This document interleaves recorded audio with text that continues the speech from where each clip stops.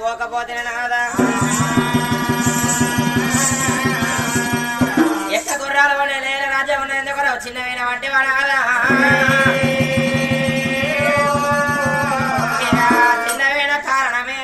నాదా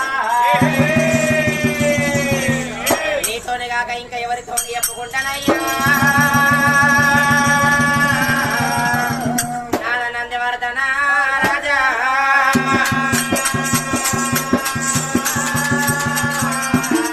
కష్టం వచ్చిన భర్తతో